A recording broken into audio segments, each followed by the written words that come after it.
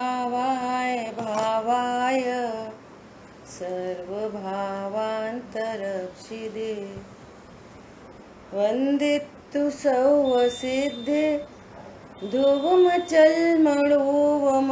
गदिं पत्ते वोक्षामि समय पाहुड बड़मोसुध केवली बड़िदम। महान आध्यात्मिक ग्रंथ समय सार जी विराजमान है और अपने कर्ता कर्म अधिकार पर अपनी चर्चा चल रही है और उसमें भी बहुत विशेष गाथाओं पर अपन स्वाध्याय कर रहे हैं। 74 नंबर गाथा, जहाँ पर आश्रमों का स्वरूप कहा जा रहा है और साथ में जीव का स्वरूप कहा जा रहा है ना। तो ये कह रहे हैं कि आश्रमों से निवृत्ति का काल और ज्ञान होने का समकाल है ना। तो कल अपनी चर्चा कहाँ तक हो गई थी कि जो आश्रय भाव हैं वो जीव में निबद्ध हैं, है ना। एक बात, दूसरी बात कि अध्रुव हैं, घटते बढ़ते हैं। पाप रूप परिणाम ही घटता बढ़ता है, कभी तीव्र पाप कभी मंद पाप। ऐसी शुभ परिणाम है वो भी घटता बढ़ता है, कभी तीव्र कभी मंद। तो इसको तो कह रहे हैं अध्रुव है, लेकिन भगवान आत्मा ध्रुव है। और फिर कह रहे हैं कि आश्रय परिणाम है वे अनित्य हैं, कभी अशुभ परिणाम कभी शुभ परिणाम, है ना, ऐसा। लेकिन भगवान आत्मा नित्य है, आश्रय भाव अनित्य है और भगवान आत्मा नित्य है। और उसके बाद क्या चर्चा आई? अशरण है, क्योंकि वे नाश को प्राप्त होते ही हैं, इसलिए वे अशरण है और भगवान आत्मा शरण है। इतनी अपनी चर्चा हुई। अब देखो आगे क्या कह रहे हैं।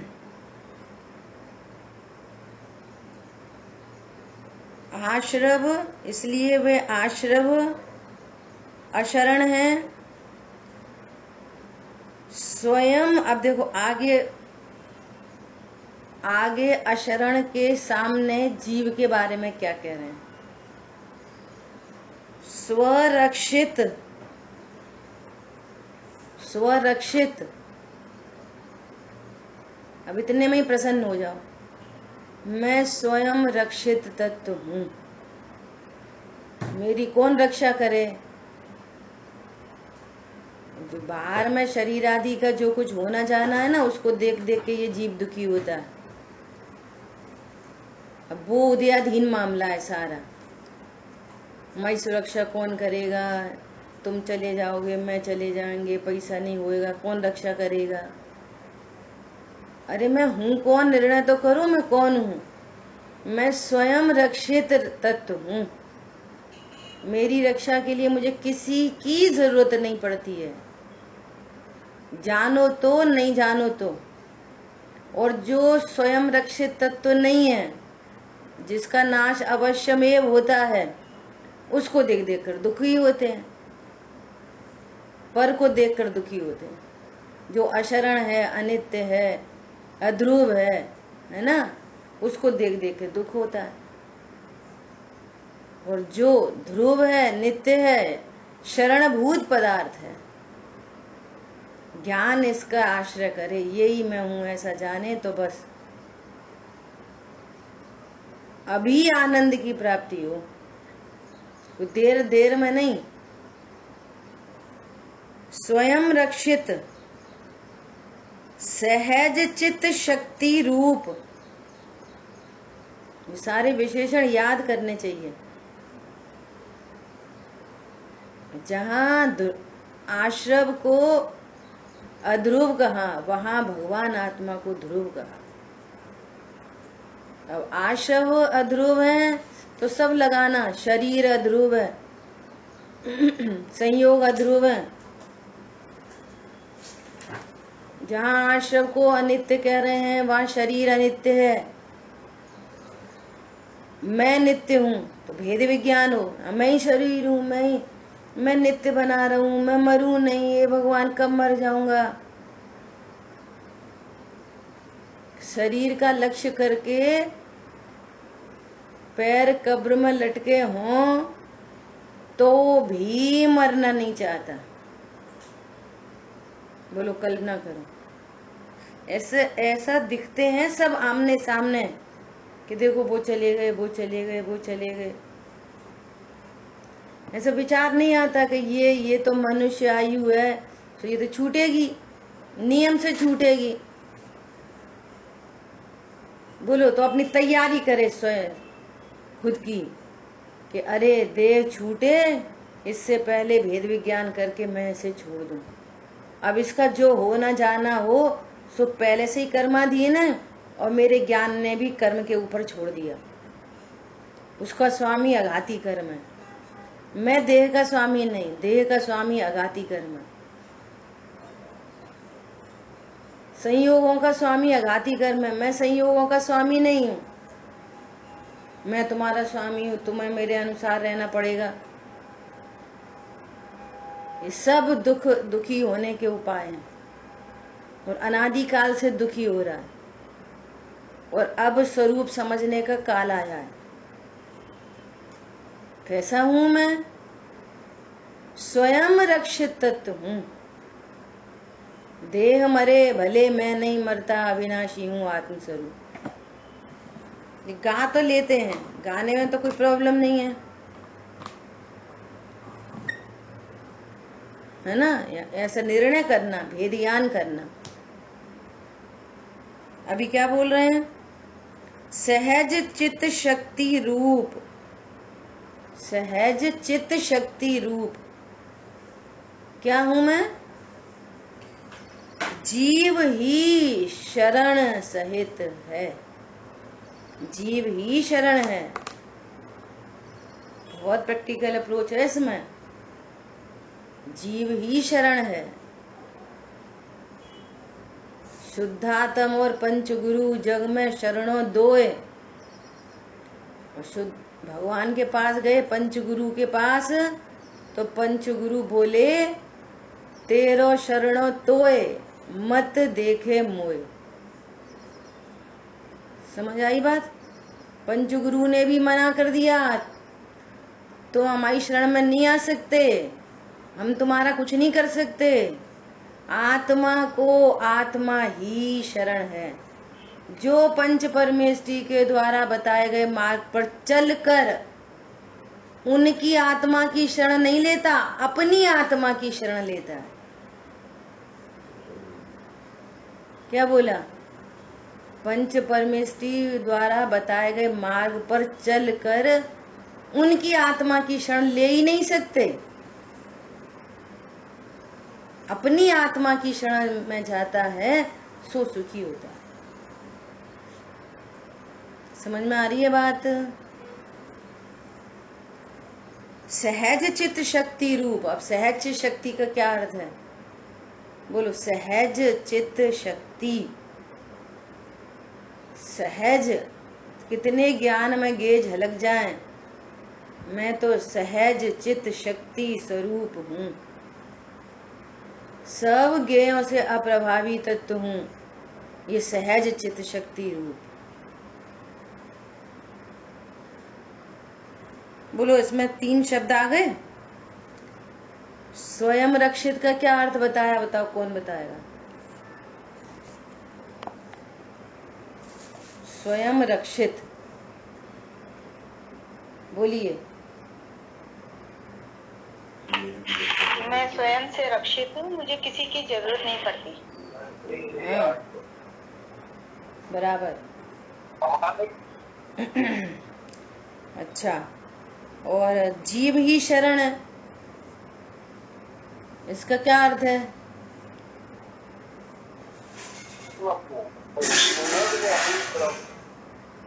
बोलिए, आर के जैन भाई साहब बोल रहे हैं कुछ? मैं जीव हूँ ना, मैं अपनी तरह, मेरी अपनी जीव है, दूसरा नहीं है कुछ। वो मेरे लिए हाँ, मैं पर की शरण में जा ही नहीं सकता, ऐसा। हाँ, एक सेंटेंस बोला था, भाभी बोल रही है, बोलो।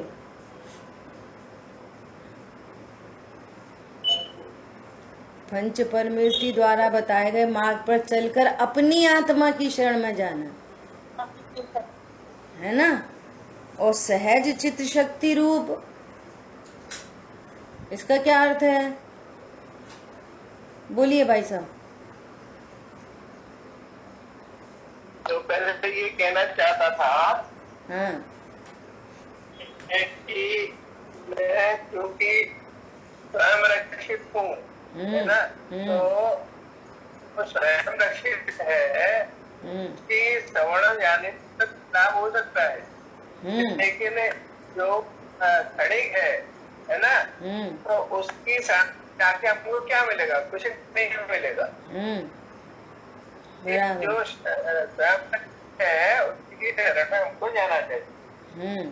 दूसरा पॉइंट ये आया, सहज चित्त शक्ति रूप है। अच्छा, ये जो है ये स्वयं रक्षित होना, सहज है मतलब नेचुरल है, नेचुरल है, उसमें किसी ने बनाया हुआ नहीं है, तरह कवर कर दिया हो, ऑलरेडी नेचुरल है, उसका है ही। और उसका जो लक्षण है वो दर्शन ज्ञान है,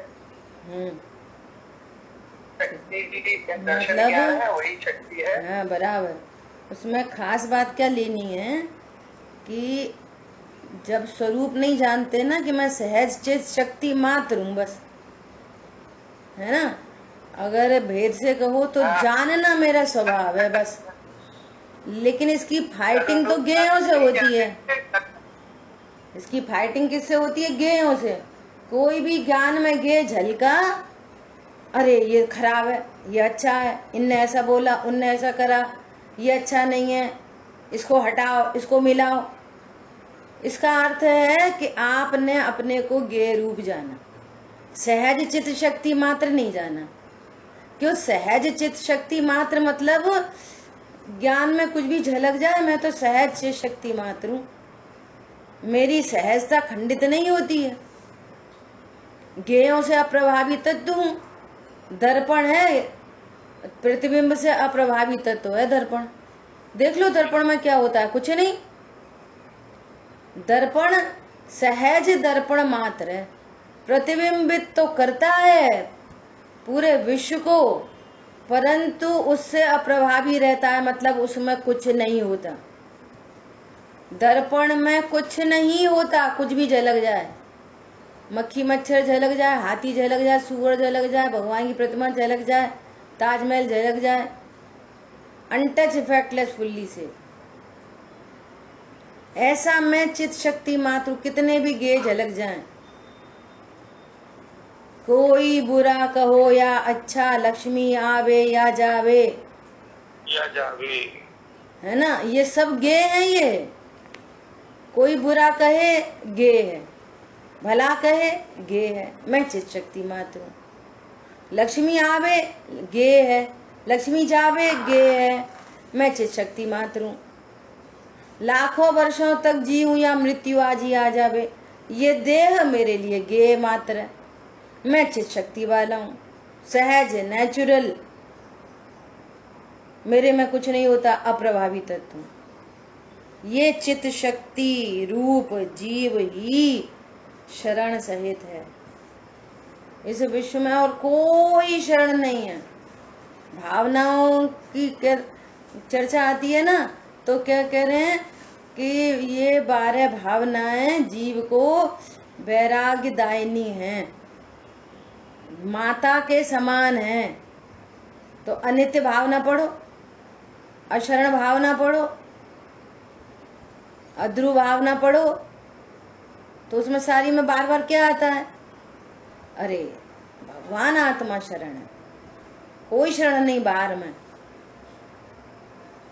समझ आई बात? ऐसा।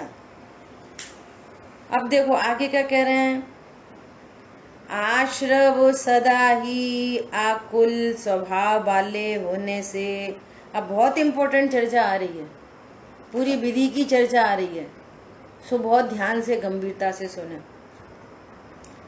आशव सदा ही आकुलता रूप है, सदा ही आकुलता रूप। आश्रव दुख कार, देखो शब्द कैसा, उसका भाव कैसा नहीं। घनेरे, घनेरे में कितनी क्वांटिटी बताएं, कितने हैं आश्रव दुखकार? घनेरे।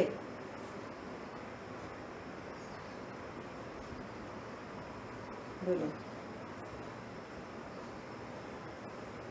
पाप परिणाम दुखकार घनेरे और पुण्य परिणाम भी दुखकार घनेरे। तो पर के आश्रय से आपको शांति लग रही है, आश्रव उत्पन्न हो रहा है मिथ्यात्व नाम का, अनंतानुबंधी नाम का। वो समय भी आश्रव दुखकार घनेरे। यदि जीव अपने स्वरूप को नहीं जानता, नहीं विश्वास है, ऐसा मिथ्या दर्शन है और हीन अभी बोल दिया ना कि वे घटते बढ़ते हैं, तो वो हीन जाति का अनंतानुबंधी आशव उत्पन्न हो रहा है, हीन जाति का। यहाँ पे लग रहा है सब बढ़िया बढ़िया बढ़िया। कह रहे हैं आशव दुखकार घनेरे। अपने स्वरूप का विश्वास नहीं होना, ये मिथ्यात्व नाम का आश्रव दुखकार घनेरे। पुण्य पाप नाम का आश्रव दुखकार घनेरे। बुद्धिवंत तिन्हे निर्वेरे। बुद्धिमान जीवों ने उनका अभाव कर दिया। पागल लोग उसी में कीचड़ में गिरना है, फिर उसी कीचड़ में गिरना है, फिर उसी कीचड़ में गिरना है। पागलों के काम है। बुद्धिवंत तिन्हे निर्वेरे। विधि बता रहे हैं उनके निर्वेरे की विधि क्या है ना। आश्रव सदा ही आकुलता स्वभाव वाले होने से दुखरूप हैं। देखो, मैं त्रिकाली ध्रुव भगवान आत्मा, उसका उपयोग लक्षण, और यहीं पे छायोपशमिक संगी पंचेंद्रीय ज्ञान, ये स्वरूप को समझने वाला ज्ञान है ना, ये स्वरूप को जान रहा है। अरे आशव दुखकार घनेरे, जीव इनसे भिन्न है। मैं त्रिकाली ध्रुव हूँ। ये स्वाध्याय करने कराने का भाव मैं नहीं हूँ, मेरा नहीं है।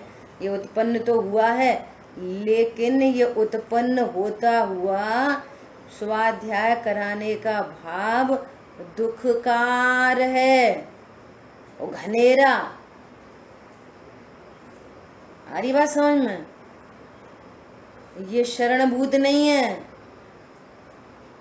त्रिकाली ध्रुव भगवान आत्मा शरण है। क्यों? ये भाव उत्पन्न होता है, नाश हो जाता है, घटता है, बढ़ता है, अशरण है।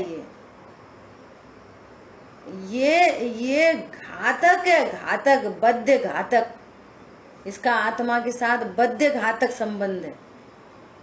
जब तक ये पढ़ने पढ़ाने का भाव भी उत्पन्न हो रहा है, तब तक संवर निर्जरा प्रकट नहीं हो रहे। इसमें कोई महानता की बात नहीं है, औदिक भाव है। ऐसा पूर्व में कोई कर्म बंधा होगा, उसके उदय में ये पूरी व्यवस्था बन गई है। जीव तो त्रिकाली ध्रुव है, अकर्ता है, मैं तो भगवान आत्मा हूँ, यही शरणभूत है। इसके आश्रय से सुख ही हुआ जा सकता है।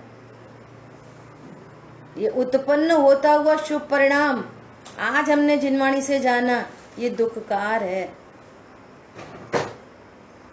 ये घटता है, बढ़ता है, अनित्य है, अध्रुव है, अशरण है। इसके बल पर सहजता नहीं आती, इसके बल पर शांति नहीं होती। भगवान आत्मा शरणभूत है।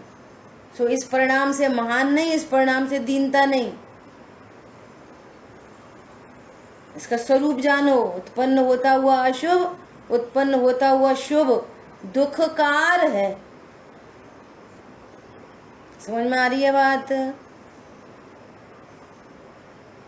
पाप परिणाम अच्छा है कि पुण्य परिणाम अच्छा है? बोलो जल्दी, कौन सा परिणाम अच्छा है?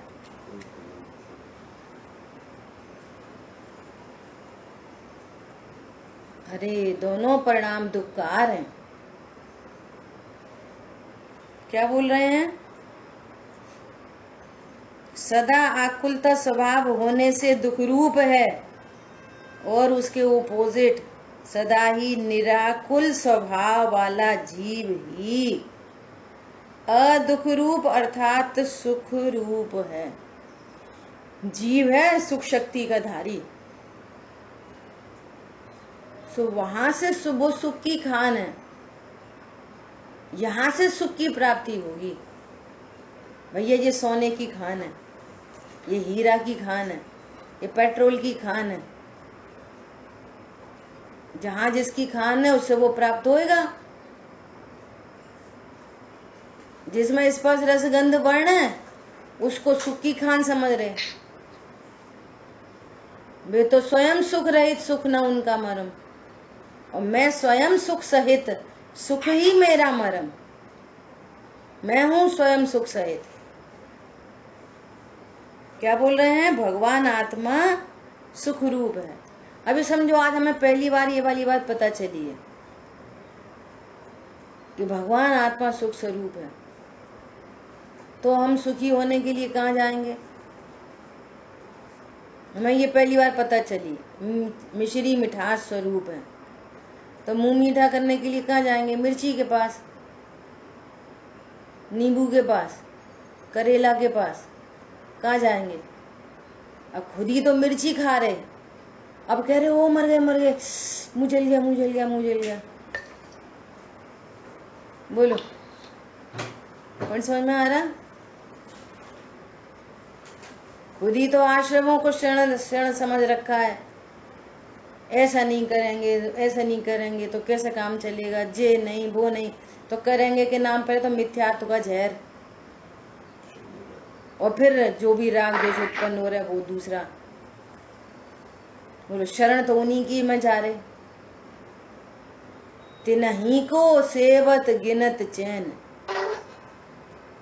उन्हीं को सेवता है। समझ आ रही बात? तिन्हीं को सेवत गिनत चैन। और यहाँ बता रहे हैं कि भगवान आत्मा सुख स्वरूप है।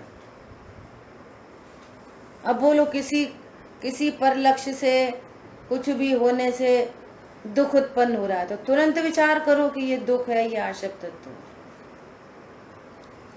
हमें दुख नहीं हो रहा, हमें दुख का ज्ञान हो रहा है।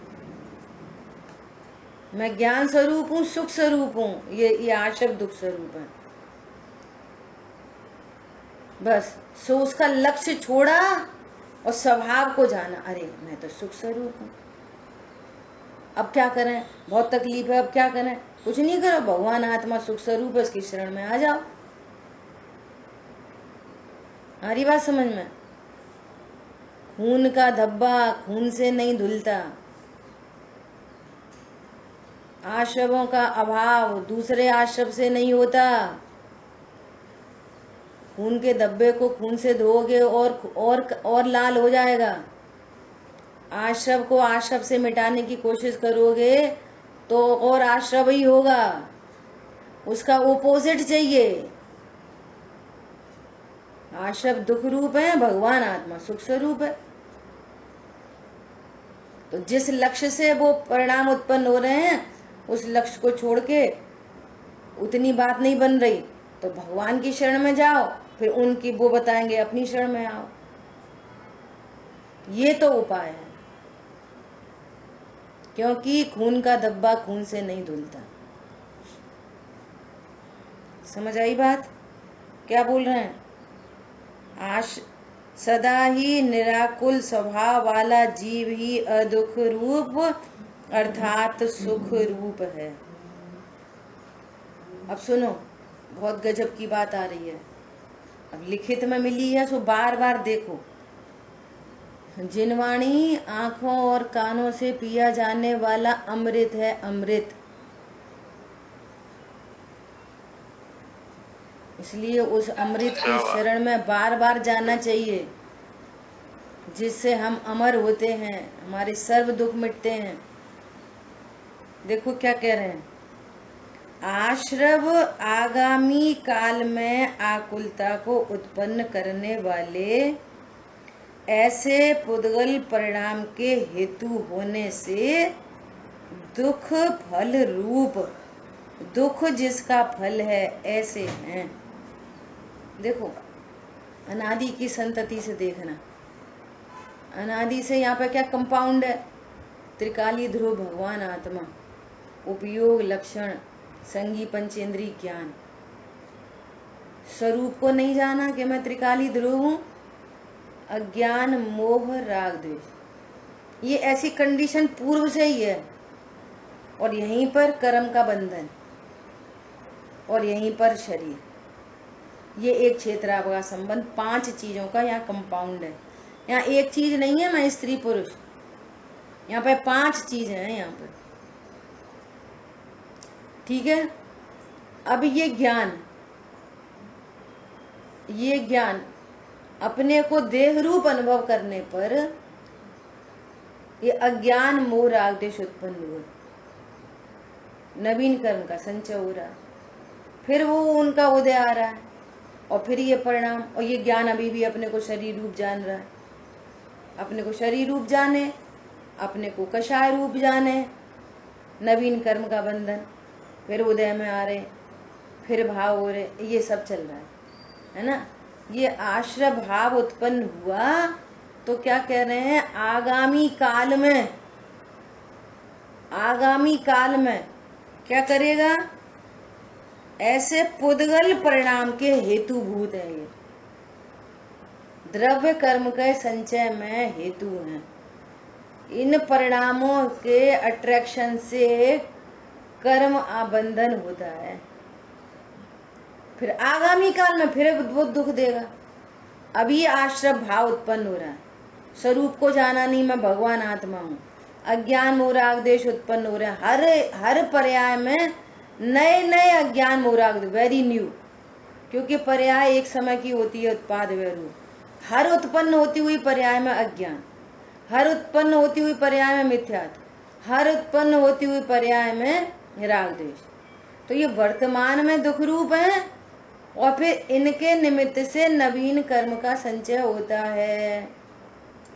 कंटिन्यूअस चल रही है ये प्रोसेस, कंटिन्यूअस। अज्ञान मोह राग द्वेष नवीन कर्म का बंध, अज्ञान मोह राग द्वेष नवीन कर्म का बंध, ये घटना यहाँ घटित हो रही है। शरीर में त्रिकाली ध्रुव में उपयोग लक्षण है ना, ये दोनों चीजें एज इट इज, और यहाँ बीच में अज्ञान मोह राग द्वेष नवीन कर्म का बंधन। अब ये फिर वो श्रृंखला तो चली आ रही है, और फिर वो उनमें जुड़ गए, और फिर नए राग द्वेष उत्पन्न होंगे। समझ में आ रही है। तो आगामी भी दुख का कारण है। अभी जो भी मनुष्य गति में जो भी संयोग प्राप्त हैं, इन संयोगों से रहित मैं अभी वर्तमान में असंयोगी तत्व हूँ। पत्नी, दुकान, मकान, बच्चे, घर, पैसा, संपदा कुछ भी मेरा नहीं है। समझना बात को। और इनका लक्ष्य करके अज्ञान मोह राग द्वेष की उत्पत्ति निरंतर चल रही है, निरंतर। अब ये मनुष्य आयु पूर्ण हुई, ये शरीर का अभाव हुआ, ये अज्ञान मोह राग द्वेष कैरी फॉरवर्ड हो रहे हैं, कर्म का संचय कैरी फॉरवर्ड हो रहा है भवांतर में। अगले भव में ये सब इतने मटेरियल साथ जाएगा, अकेला शरीर छूट जाएगा, कर्म साथ में जाएंगे, अज्ञान मोह राग द्वेष साथ में जाएगा, और ज्ञायक त्रिकाली ध्रुव उपयोग लक्षण तो साथ में जा ही रहा है, वो तो है ही है। इतनी चीज पूरी साथ में जाएंगी अगले जन्म में। अब कौन सा शरीर प्राप्त होगा, कौन सा शरीर प्राप्त होगा, जैसे परिणाम होंगे वैसे शरीर प्राप्त होगा। अब ये कर्म जो बांधे थे पूर्व में, अब इनका फल आ रहा है, अभी पूर्व का फल आ रहा है। जैसे अभी संयोग प्राप्त हैं, दुनिया कहती है अच्छे बुरे, ये अच्छे बुरे नाम की कोई चीज नहीं है, परंतु जो प्राप्त है अच्छे बुरे वो पूर्व के आघाती कर्म के अधीन प्राप्त हैं। ये अपने ही परिणाम का फल है पूर्व का। ये अज्ञान मोह राग द्वेष का फल है अभी जो कुछ भी प्राप्त है। हमारे पास पैसा नहीं है, हमारे पास पैसा बहुत है, हमारे बच्चे सृजनते नहीं है, हमारे तो बहुत आज्ञाकारी हैं, हम तो बहुत सुंदर हैं, हम तो कुरूप हैं। सब पूर्व के अज्ञान मोह राग द्वेष की खेती है ये। अब बोलो, इन आश्रमों को हम नवीन आश्रम से धोएं। वर्तमान में दुख रूप है और भविष्य में दुख का फल है, क्योंकि ये पुद्गल परमाणुओं का संचय होता है इससे। अब ये पुद्गल परमाणु एक भी नहीं छूटेंगे यहाँ पे। अकेला शरीर छूट जाएगा, संयोग छूट जाएंगे ये, लेकिन आपने अज्ञान मोह राग द्वेष साथ में जाएंगे और जो कर्म संचित हुए वो साथ में जाएंगे। विचार कर लो। अब बोलो, किसी से बेर बांध कर रखा है, किसी से कुछ करके रखा है, अभी तो सहन नहीं हो रही है प्रतिकूलताएं, फिर भविष्य की पता है कि सहन हो जाएंगी। बोलो, एक मिर्ची का बीज डाला वो कितनी सारी मिर्ची उगाता है। ऐसी एक द्वेष का परिणाम वो कितने द्वेष को लेके पैदा होएगा। तब हम समझने लायक होंगे। विचार करो, तब सब समझ लेंगे। पता नहीं कौन सी गतियों में जाएंगे, कहाँ परिभ्रमण हुआ, कुछ अता पता नहीं, फिर कैसे संयोग प्राप्त होंगे। अब देखो, कॉकरोच को छिपकली पकड़ कर ले जा रही, जिंदा फड़फड़ा रहा है, वो छूट नहीं पा रहा। देखो, मकड़ी ने मक्खी को फंसा लिया, जिंदा फड़फड़ा रही है। गधे घोड़े पे हंटर पड़ रहे हैं, इतना वजन लदा है, ऊपर से पैरों में कील लगी है, नाक में नकेल डली है, चल भाग, तू तो भाग भाग, हंटर पड़ रहे हैं। कितना निर्भय, एकदम निर्भय, कोई भय नहीं। भैया, भयभीत होके भी धर्म नहीं होता, ये सच्ची बात है। न लोभ से धर्म होता, ये भी सच्ची बात है। टोडरमल जी ने लिखा है मोक्ष महाप्रकाशक में। तो भी 6 डालाकार दौलत राम जी ने पहली ढाल में गतियों का स्वरूप लिखा कि भय उत्पन्न करा के भी स्वरूप समझाया। पर्पस भय कराना नहीं है, भयभीत होके स्वरूप समझो। इतने संसार के सुबट मत बनो कि कोई चिंता नहीं, जो मरेंगे, पैदा हो जाएंगे, सांप बन जाएंगे, नेवला बन जाएंगे। अरे देवगति में चले जाएंगे ना, तो देवगति में भी वैमानिक आदि में तो बहुत थोड़े जीव जाते हैं। यहाँ तो भवनवासी व्यंतर में भटकती आत्मा, वो भी मंद कषाय को लेके जाते हैं वहां पे। आदि बात समझ में। फिर वहां पर भी कहा है कि वहां पे भी कोई जीव सुखी थोड़ी है। जो विमानवासी हूता है, ज्ञायक के निर्णय अनुभव बिना दुख पाए। वैमानिक देव भी तत्व ज्ञान के अभाव में वहां पर भी दुखी रहते हैं। क्यों? वहां पे भी आधीनता स्वीकार करनी पड़ती है। बड़े देव बोलते हैं चलो ऐरावत हाथी बनो, तो हम मना नहीं कर सकते। यहाँ की तरह नहीं, हमारा मन नहीं कर रहा है, हमारे सिर में दर्द हो रहा है, ऐसा नहीं बोल सकते। वहां पे वैक्रिक शरीर है, हमारी बीमारी नहीं होती, लेकिन मानसिक पीड़ा बहुत होती है, और कर्मों का ही फल है ये। बोलो, और कोई की तो इतनी सारी उनकी बहुत सारी रानियां और ये और वो, इंद्राणी, है ना। अब दरबान बन के खड़े हैं गेट कीपर, खड़े रहो पूरा जीवन, हजारों साल, लाखों साल, सागरों की आयु, और दरबान बन के ही खड़े हैं। देखते रहो उनकी 1 आई, 2 आई, 3 आई, 4 आई, 5 आई, 6 आई, देखते रहो जीवन पर्यंत, बिलकते रहो उनको देख देख के। बहुत पीड़ित होते हैं, समझ रहे हैं कि माँ पे मजे करेंगे, हैं? ऊपर वाले छोटे वाले को विमान बनाते। हाँ, विमान बनाते, चलो नंदीश्वर द्वीप चलना, चलो विमान बनो, तो मना नहीं कर सकते, बनना ही पड़ता है। आ रही बात समझ में? क्यों? वहां पर भी जीव पर द्रव्य से न सुखी होता न दुखी होता। थ्योरी तो ये है। अज्ञान मोह राग द्वेष वहां में भी उत्पन्न हो रहे हैं, सो अज्ञान मोह राग द्वेष से दुख है ना। अपन जो सोच रहे हैं ना, पूरा जीवन पैसा कमाया, भैया पैसा से सुख होता, पैसा से पैसा से पैसा से, अब बहुत पैसा, अब क्या करें? वो 2 भाई है ना अंबानी, दोनों के घर में हेलीकॉप्टर, दोनों के घर में डायमंड के सेट, दोनों के घर में फटदाना दिखाना, फिर क्या को लड़ाई हो रही देरानी जेठानी में? बोलो, अगर धन सुख का कारण हो तो भी दोनों कितने सुखी हों? पीड़ा तो अज्ञान मोह राग द्वेष से होती है। आशव दुक्कार घनेरे, और आशव को आशव से नहीं धोया जाता, उसका ओपोजिट चाहिए, भगवान आत्मा। तिन ही को सेवत गिनत चैन, इनको मत सेवन करो, इनका आश्रमों का। मैं देह रूप हूं ऐसा सेवन नहीं करो। मिथ्यात्व नाम का आश्रम पैदा होता है, संयोग मेरे हैं ऐसा सेवन नहीं करो। सेवन नहीं करो मतलब ऐसा नहीं जानो, मिथ्यात्व अनंतानुबंधी नाम का आश्रम पैदा हो जाता है। समझ में आ रही है बात? बोलो, अभी तो महाभाग्य से अति पुण्य उदय मम आयो, प्रभु तुमरो दर्शन पाए।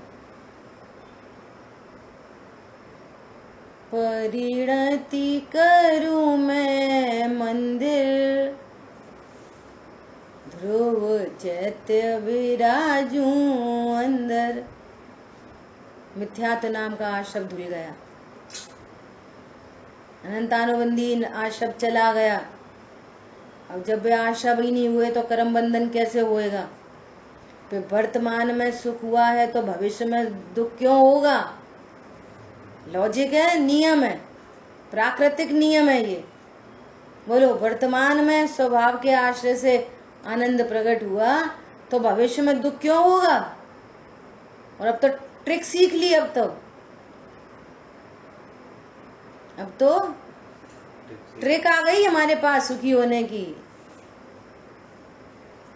नहीं देखो मुनिराज, वहां पर भी उपसर्ग आ जाते हैं, आते रहे उपसर्ग, आओ कौन कौन आने, आते रहो।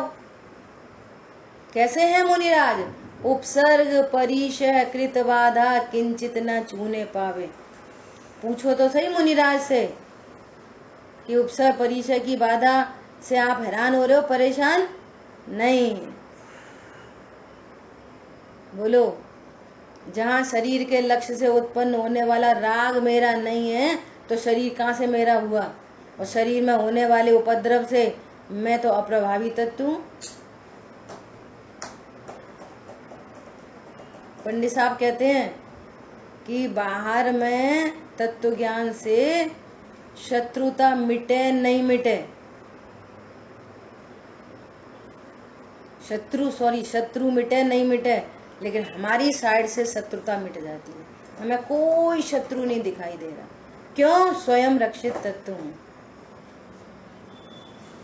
रोग आदि मिटे कि नहीं मिटे गारंटी नहीं है, क्योंकि पूर्व में आघाती कोई कर्म बंधाओ, शरीर में रोग उत्पन्न हो जाए।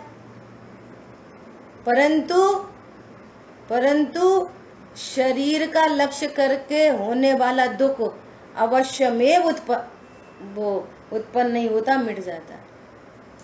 रोग मिटे नहीं मिटे गारंटी नहीं है, लेकिन रोग के काल में होने वाला दुख अवश्य मिट जाता है, 100% गारंटेड।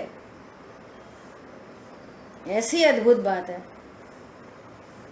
क्या बोल रहे हैं? आश्रव आगामी काल में आकुलता को उत्पन्न करने वाले, फिर आगामी काल में आश्रव को उत्पन्न करने वाले ऐसे पुद्गल परमाणुओं को बांधता है। अब देख लो, आग फिर चाहिए, फिर क्लेश चाहिए, फिर हवा डुआ चाहिए, तो फिर उन्हीं को देखते रहो, संयोगों को देखते रहो, शरीर को देखते रहो, कषायों को देखते रहो। नहीं चाहिए, ब्रेक करनी है इस चेन को, तो अनंत पुरुषार्थ से उद्यम करके मैं भगवान आत्मा हूं ऐसा निर्णय करो।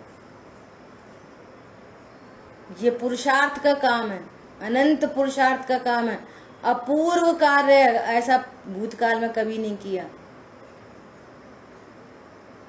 इसलिए बोलते हैं सामग्री सभी सुलभ जग में, बहुबार मिली छूटी मुझसे, कल्याण मूल रत्नत्रय परिणति अब तक दूर रही मुझसे।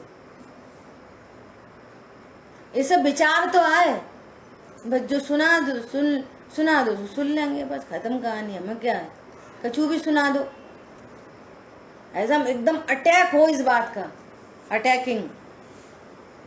कल्याण मूल रत्नत्रय परिणति हो अब तक दूर रही मुझसे, जो मेरे से ही उत्पन्न हो सकती है, किसी और की जरूरत नहीं है, जिसमें उनका जैसा घर होता हमारा भी। सुनो, उससे भी अच्छा बहुत बार मिल चुका, तब भी तुम ऐसे ही हैरान परेशान थे। क्या बोला? वो देखो, शुई वो गई गाड़ी, ओ कितनी शानदार गाड़ी। अरे छोड़ो, विमानवासी हुए तुम, बहुबार मिली, तब भी तुम ऐसे ही पागल थे, तब भी तुम ऐसे ही रो रहे थे। उनके बच्चे देखो कितने अच्छे, अरे उससे भी अच्छे बच्चे थे तुम्हारे, तब भी तुम ऐसे ही दुखी थे, क्योंकि पर से तो कोई दुखी होता नहीं। अज्ञान मूढ़ देश की पर्यायता उत्पन्न हो ही रही थी। चले जाओ पूरे भरे विश्व में, रत्नत्रय के अलावा यदि कोई जीव सुखी होता है, आप सिद्ध करो कि ये सुखी है, और वो कहे मैं सुखी हूं। अभी एक ऐसे धीरे से उससे थोड़ा सा प्रेम से बात करोगे, और जरा सा ऐसे छुओगे उसको, सो टपक पड़ेंगे दुख के भंडार। इतनी टेंशन में जीते हैं लोग, दूर से दुनिया कह रही है बे कितने अच्छे, बे कितने अच्छे। जैसे मृग मारीचिका, प्राण गवावे जल नहीं पावे, भटक भटक मरता। अब वो चाहिए, अब वो चाहिए, अब वो चाहिए, ऐसा चाहिए, ये नहीं चाहिए, ये हटा, ये मिला। नवीन आश्रमों को उत्पन्न करता है, जो भविष्य में आगामी दुख रूप है। क्यों? उसके निमित्त से कर्म का संचय होता है। देखो, आश्रव आगामी काल में आकुलता को उत्पन्न करने वाले ऐसे पुद्गल परिणाम के हेतु होने से दुख जिसका फल है, ऐसे हैं। शरीर में रोग है, शरीर में रोग है, रोग है, रोग है, रोग है। भैया उससे भिन्न भगवान आत्मा हूं, ऐसा निर्णय तो करो एक बार, है ना। जीव ही समस्त पुद्गल परिणाम का अहेतु होने से अदुख फल है, जिस अर्थात दुख फल रूप नहीं है। देखो अब कितनी गजब की बात है, बहुत इंपॉर्टेंट बात है, सब लोग बहुत शांति चित्त से सुनना। जीव ही अदुख फल है, इसका क्या अर्थ है?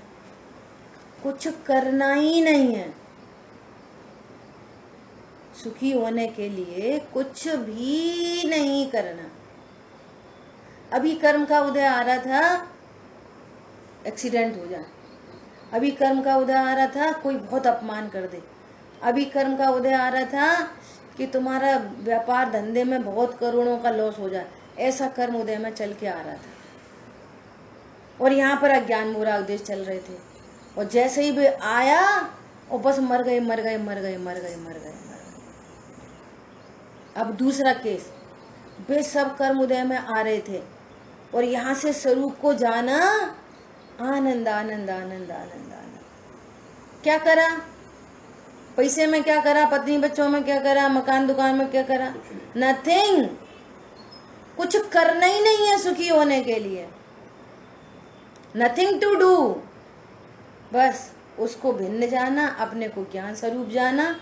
वे जो सब कर्म उदय में आ रहे थे ना, वे बिना फल दिए ही निर्जरित हो गए।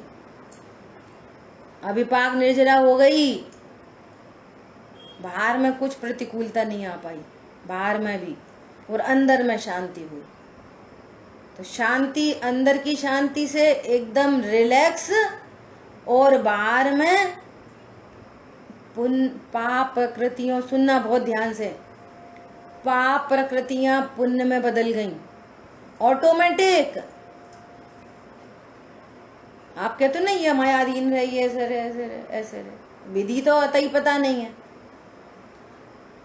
परछाई को पकड़ने जैसे काम है। क्या हुआ? ऑटोमेटिक पाप प्रकृतियां पुण्य में बदल गई, नंबर 1। नंबर 2, पुण्य प्रकृतियों के अनुभाग की वृद्धि हो गई, नंबर 2। और सर्व कर्मों की स्थिति डाउन हो गई, नंबर 3। 3 काम हो गए। फिर से पाप प्रकृतियां पुण्य में बदल गईं,